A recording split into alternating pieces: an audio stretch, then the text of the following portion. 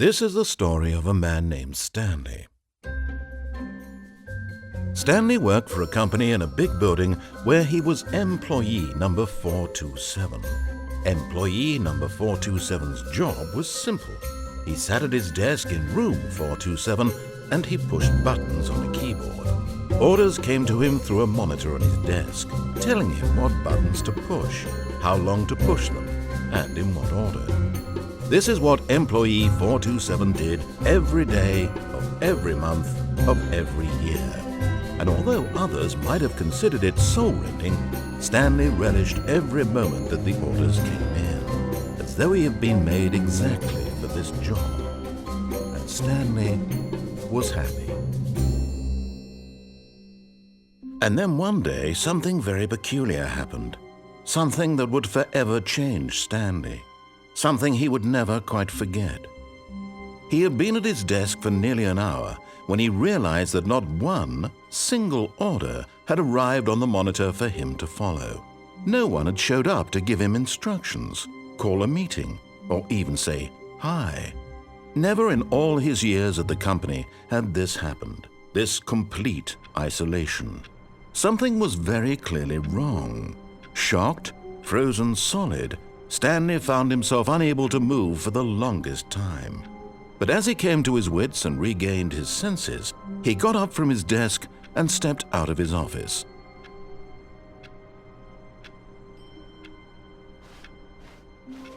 All of his co-workers were gone. What could it mean?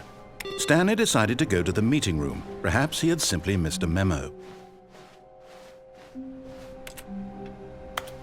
As Stanley lifted his bucket, he felt a connection to all buckets everywhere.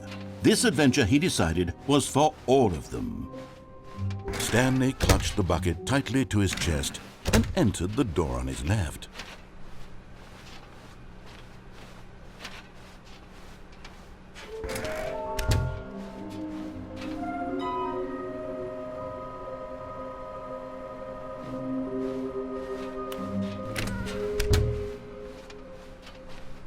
Coming to a staircase, Stanley and the bucket walked upstairs to the boss's office.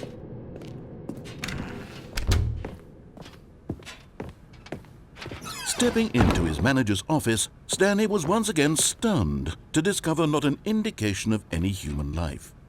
Crushed by the weight of this revelation, Stanley may have broken down into an emotional dumpster fire if not for the soothing presence of the bucket. Even now, but Stanley guessed the correct code by sheer luck. Was it that the bucket knew all along? Was the bucket guiding him? Yes, this is certainly the most logical explanation.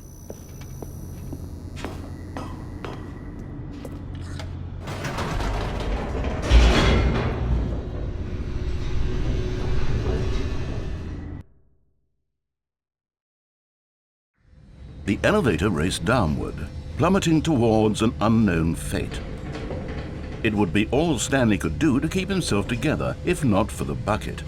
Soothing him, comforting him, reassuring that in this darkest moment of uncertainty, he would be all right. The bucket is here for you, Stanley. Everything will be fine.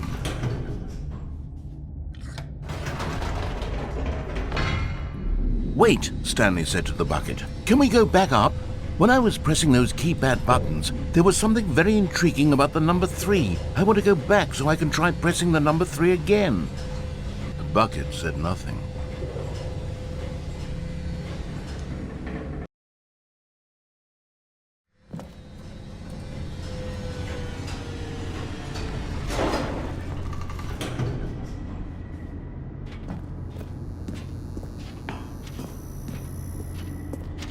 Here we are, said Stanley. Now I'm going to try out that number 3 button. He took the bucket over to the keypad and began absolutely slamming on the number 3 over and over and over. Wow, he said. The number 3 is such a special button. I'm having the time of my life. Stanley looked expectantly at the bucket, but the bucket remained silent. This was a shock to Stanley, who had always felt such a connection with the bucket. How was this not as exciting to the bucket as it was to him? Once Stanley had had enough of the number 3, he got back in the elevator.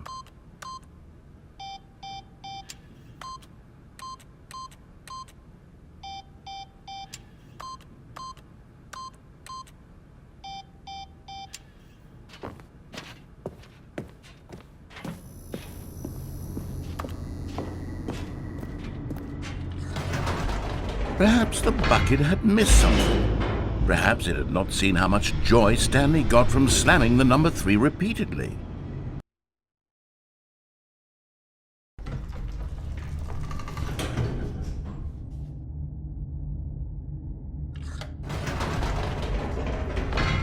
No, said Stanley to the bucket. You can't go on yet, not till you understand how much the number 3 means to me. You and I have been through so much together, and I just want you to see what I see.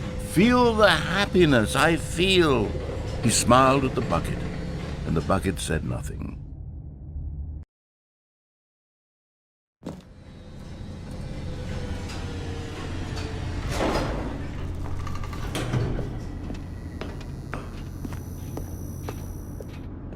Here we go, said Stanley. This time I'll really show you. He ran to the number 3 and began to wail on it like a musician on a beloved instrument, weaving a concerto of truth and passion. He wielded the number 3 like a fine artist would wield a paintbrush. He told stories through the number 3, stories of his dreams and hopes and fears. And the whole time, he looked to his bucket for a reaction of some kind. Anything to let him know that the bucket appreciated what he was doing. The bucket conveyed absolutely nothing at all, only silence. Crushed by a wave of dejection, Stanley returned to the elevator.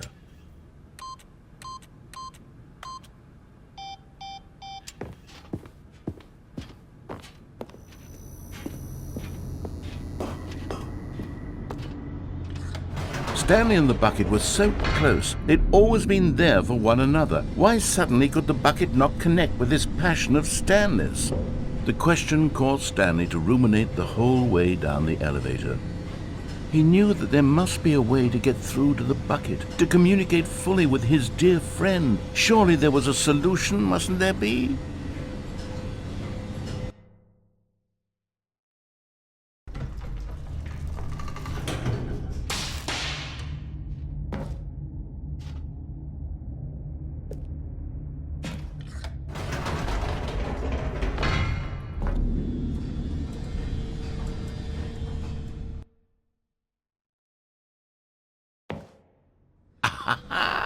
Said Stanley. I know what to do.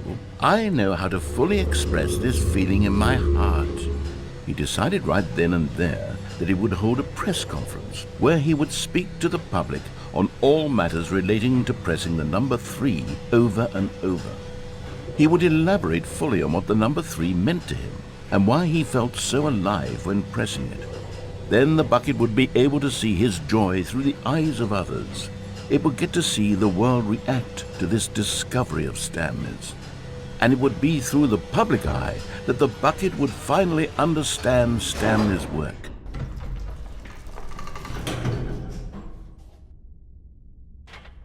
For months, he advertised and marketed his press conference, building excitement around it, developing and rehearsing it, until it couldn't be refined a single measure further.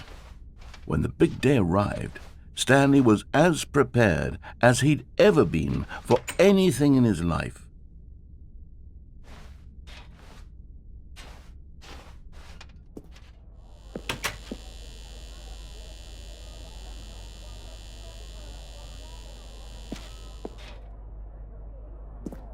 This was it.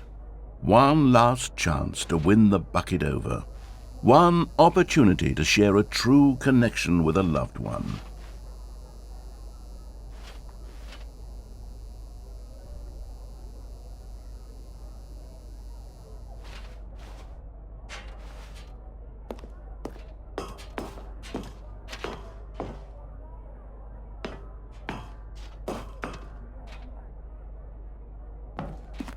There was no one here. Nobody had come to the press conference to hear Stanley speak, to listen to him talk about what it really means to press the number 3 on a keypad over and over. He was unloved, uninteresting, he was a failure, and in that moment Stanley knew that the bucket would never again take him seriously. There would be no connection, no deeper understanding. The bucket merely sat there in his arms, indifferent. And so it began that slowly, over many years, the two of them grew more and more distant. They spoke less and less, neither wishing to state the obvious, that any sense of real respect between them had eroded since that day at the press conference. There would be no more games, no more long conversations about passion and pursuit, only a silence that consumed the space between friends. And Stanley, having for once in his life discovered the warmth and comfort of true companionship, was cast back into the unremarkable normalcy of loneliness.